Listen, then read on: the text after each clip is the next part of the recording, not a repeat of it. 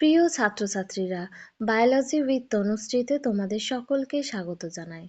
আজকে আমি যে বিষয়টা নিয়ে তোমাদের সাথে আলোচনা করতে চলে এসেছি সেটা হচ্ছে উদ্ভিদ হরমোন। উদ্ভিদ হরমোনের যে বেসিক জায়গা, মানে উদ্ভিদ হরমোন কাকে বলে, উদ্ভিদ হরমোনের বৈশিষ্ট্য কি, উদ্ভিদ হরমোনকে কিভাবে শ্রেণীবিভাগ করা হয়, উদ্ভিদ হরমোন কত প্রকারের, কি এই জিনিসগুলো আজকে আমরা জেনে নেব। প্রথমেই আমরা চলে আসি উদ্ভিদ হরমোন কি। উদ্ভিদ হরমোন হচ্ছে একটা জৈব রাসায়নিক পদার্থ, অর্থাৎ যে পদার্থের মধ্যে রাসায়নিক গুণাবলী এবং জৈব গুণাবলী দুটোই রয়েছে, এবং এটা উদ্ভিদের কোনো বিশেষ কোষ বা কলাগুচ্ছ থেকে উৎপন্ন হয়ে সেই উদ্ভিদেরই অন্য কোনো স্থানে কাজ করছে, উদ্ভিদের বৃদ্ধি আর বিপাকীয় কাজ নিয়ন্ত্রণ করছে, তাকে আমরা বলবো উদ্ভিদ হরমোন বা ফাইটো হরমোন। এবার আমরা জেনে নেব উদ্ভিদ হরমোনের কি বৈশিষ্ট্য আছে।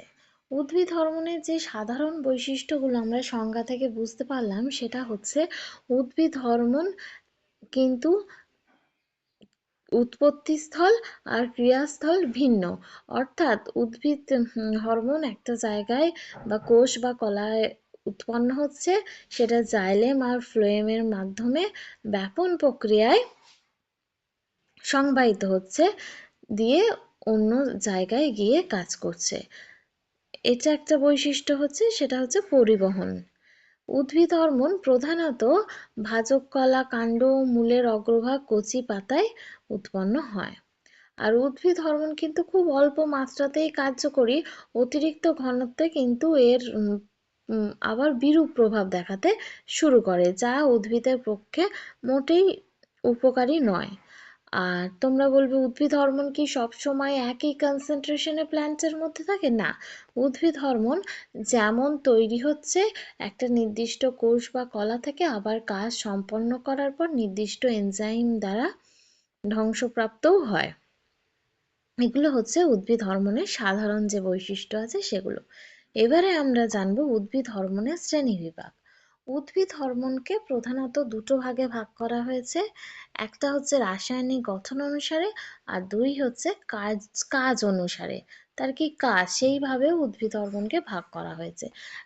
প্রথমে আমরা জেনে নেব রাসায়নিক গঠন অনুসারে উদ্ভিদ হরমোনকে পাঁচটা ভাগে ভাগ করা হয়েছে। প্রথম ভাগ হচ্ছে ইন্ডোল বর্গযুক্ত। ইন্ডোল বর্গযুক্ত একটা উদ্ভিদ হরমোনের উদাহরণ হচ্ছে অক্সিন, যেটা ট্রিপ্টোফ্যান অ্যামিনো অ্যাসিড থেকে তৈরি হচ্ছে। তারপরে হচ্ছে টার্পিনয়েড বর্গযুক্ত একটা প্ল্যান্ট হরমোনের নাম হচ্ছে জিববেরেলিন, যেটা আইসোপ্রিনয়েড থেকে তৈরি হচ্ছে। আর পিউরিন বা অ্যাডেনিন ডেরিভেটিভস একটা হরমোনের উদাহরণ হচ্ছে সাইটোকাইনিন, যেটা অ্যাডেনিন থেকে উৎপন্ন হচ্ছে। আর ক্যারোটিনয়েড বর্গযুক্ত হচ্ছে অ্যাবসাইসিক অ্যাসিড, যেটা লিপিড বা ক্যারোটিন থেকে উদ্ভূত হচ্ছে। আর একটা গ্যাসীয় হরমোন হচ্ছে ইথিলিন, যেটা মিথিওনিন থেকে উৎপন্ন হচ্ছে। এখান থেকে কিন্তু ঘুরিয়ে ফিরিয়ে বিভিন্নভাবে তোমাদের কোয়েশ্চেন আসতে পারে, যেমন দিতে পারে একটা ইন্ডোল বর্গযুক্ত হরমোনের উদাহরণ বলো, বা এরকম দিতে পারে গ্যাসীয় হরমোন উৎপন্ন হচ্ছে গ্যাসীয় হরমোন ইথিলিন উৎপন্ন হয় কোথা থেকে, এই ধরনের অনেক রকম। বা পিউরিন জাতীয় একটা হরমোনের উদাহরণ দাও, অ্যাবসাইসিক অ্যাসিড কোন বর্গভুক্ত, দিয়ে এমসিকিউ দিয়ে দিল, ক্যারোটিনয়েড, পিউরিন বর্গ, এরকম নানা রকমের কোয়েশ্চেন কিন্তু তোমাদের ঘুরিয়ে ফিরিয়ে এই জায়গাটা থেকে আসতে পারে। তো এই জায়গাটা খুব ভালো করে দেখে নেবে। এবার আমরা আসব কাজ অনুসারে। কাজ অনুসারে উদ্ভিদ হরমোনকে আবার দুভাগে ভাগ করা যায়। একটা হচ্ছে উদ্ভিদের বৃদ্ধি সহায়ক, মানে উদ্ভিদের বৃদ্ধিতে, ফুল ফোটানোতে, ফলের বৃদ্ধিতে যে হরমোনগুলো সাহায্য করছে তাদের বলছে উদ্ভিদের বৃদ্ধি সহায়ক। উদ্ভিদের বৃদ্ধি সহায়ক হরমোনগুলো কি? Auxin, জিবরেলিন, cytokinin. আর একটা হচ্ছে উদ্ভিদের বৃদ্ধি রোধক, অর্থাৎ উদ্ভিদের বৃদ্ধি রোধ করছে, উদ্ভিদের মোচনে, অর্থাৎ ফল পেকে গেলে যে গাছ থেকে পড়ে যাচ্ছে, আবার কোনো সময় কোনো দেখবে একটা গাছের পাতা পুরো ঝরে পড়ে গেছে। এর পিছনে কিন্তু প্ল্যান্ট হরমোন দায়ী। এইগুলোকে বলছে উদ্ভিদের বৃদ্ধি রোধক হরমোন। উদ্ভিদের বৃদ্ধিরোধক হরমোন হচ্ছে অ্যাবসাইসিক অ্যাসিড, ইথিলিন। এবার উদ্ভিদের যে হরমোনের শ্রেণীবিভাগগুলো পড়লাম, তার মধ্যে auxin, cytokinin, জিবরেলিন, ethylene, abscisic acid, এগুলো আমরা কিন্তু সংক্ষেপে একটুখানি করে পড়ে নেব। অক্সিন কি না, অক্সিন হচ্ছে একটা ইন্ডোল ডেরিভেটিভস প্ল্যান্ট হরমোন। এটা হচ্ছে প্রধান উদ্ভিদের প্রধান বৃদ্ধি সহায়ক হরমোন। এটা রাসায়নিক নাম কি, indole 3 acetic acid. Charles Darwin প্রথম ক্যানারি ঘাসের মুকুলের মধ্যে এটাই লক্ষ্য করেন বা আবিষ্কার করেন। এর প্রধান কাজ হচ্ছে উদ্ভিদের বৃদ্ধি সহায়ক, অর্থাৎ বৃদ্ধিতে সাহায্য করে। কাণ্ড ও মূলের অগ্রভাগে কাজ করে কোষ বিভাজন আর সাহায্য করে, উদ্ভিদকে বৃদ্ধিতে সাহায্য করে। আর একটা কি কাজ, অগ্রস্ত প্রকটতা, অর্থাৎ অগ্রমুকুল বা শীর্ষ মুকুলের বৃদ্ধি ঘটায়, কিন্তু আবার কাক্ষিক মুকুলের বৃদ্ধি দমিয়ে রাখে। এখানে ধমিয়ে হয়ে গেছে, এটা ধমিয়ে, এটা দ হবে, হ্যাঁ, তো দ হবে, দমিয়ে রাখে। অর্থাৎ ধরো একটা এরকম একটা উদ্ভিদ আছে, এর কাক্ষিক মুকুল অর্থাৎ গাছকে এই দিক দিয়ে বাড়তে সাহায্য করবে, কিন্তু এর যে কাক্ষিক মুকুল আছে, এগুলোর বৃদ্ধিতে কিন্তু অক্সিন বাধা দেবে।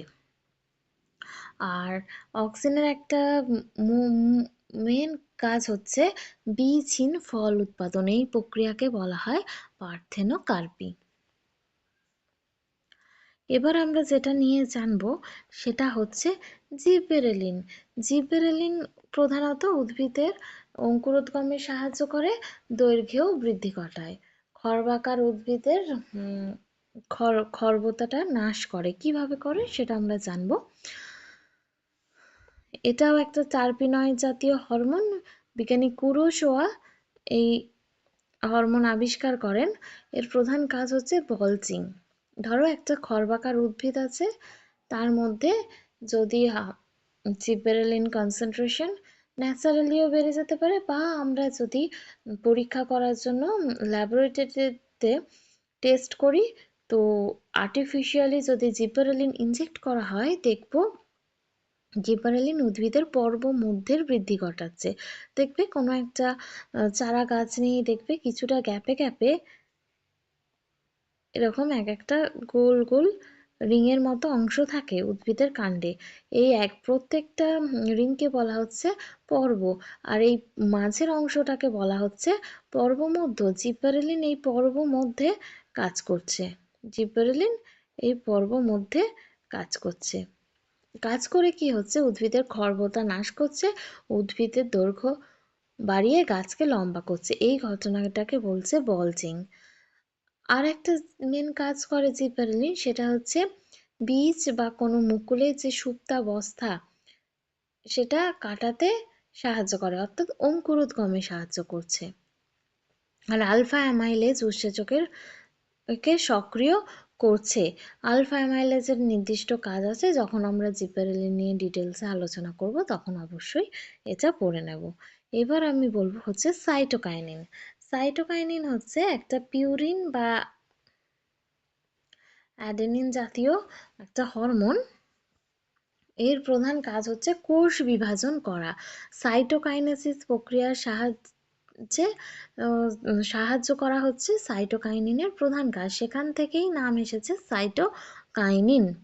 বার্ধক্য, ক্লোরোফিল নষ্ট হতে কিন্তু দেয় না, তাই মানে চিরসবুজ উদ্ভিদের জন্য উদ্ভিদের যে বৃদ্ধি বা পাতা বর্ণহীন হয়ে ঝরে পড়া, এইটাকে কিন্তু আটকায় কিন্তু সাইটোকাইনিন। এই ঘটনাকে বলছে বার্ধক্য বিলম্বিত করা, রিচমন্ড ল্যাং এফেক্ট।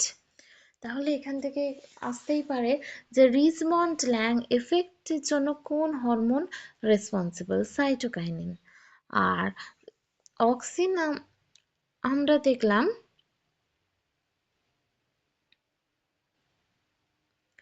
যে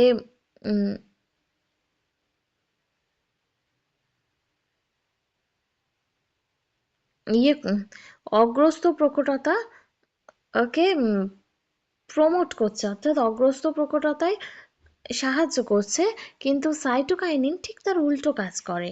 অগ্রস্ত প্রকটতাকে বাধা দেয় সাইটোকাইনিন, আর পার্শ্বস্থ যে কাক্ষিক মুকুল বা পার্শ্বস্থ মুকুলের বৃদ্ধিতে সহায়তা করে একটা ঝোপালো চারা গাছ যে সৃষ্টি হতে সাহায্য করে, বা ঝোপযুক্ত যে গাছগুলো হয় সেই পার্শ্বীয় মুকুলের বৃদ্ধিতে সাহায্য করে।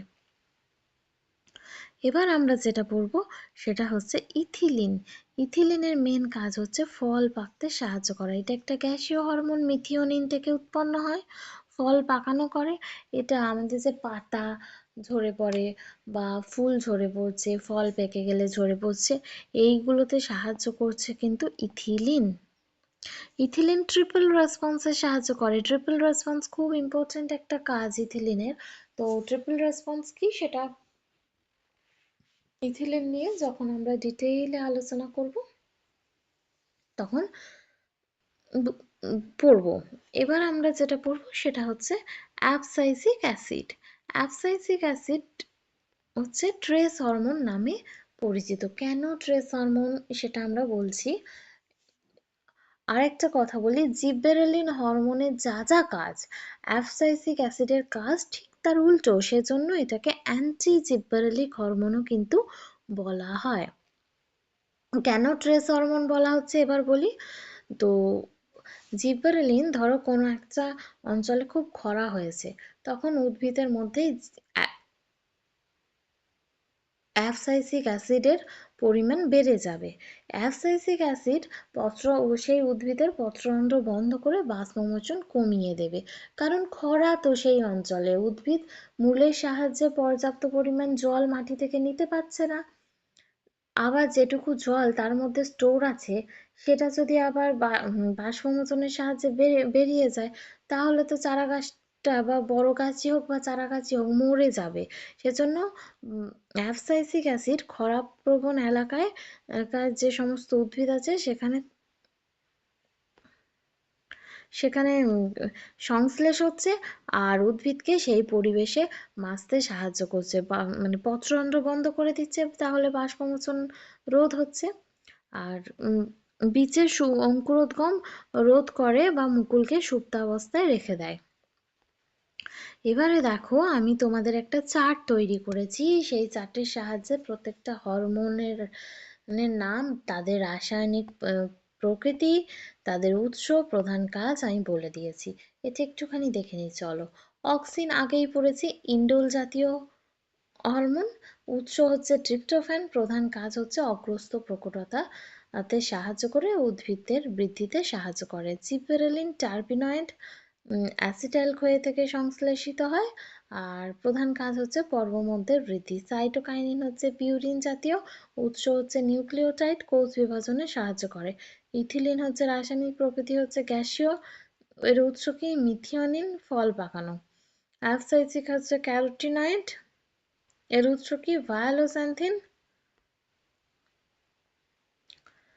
পত্ররন্ধ্র বন্ধতে সাহায্য করে।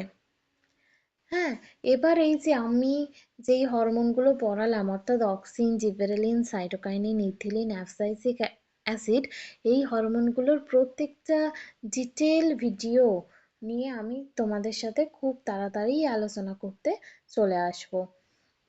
আজ এই এইটুকুই থাকলো। আমি তোমাদের সাথে আবার অন্য কোনো ভিডিও নিয়ে খুব তাড়াতাড়ি চলে আসব। Thank you.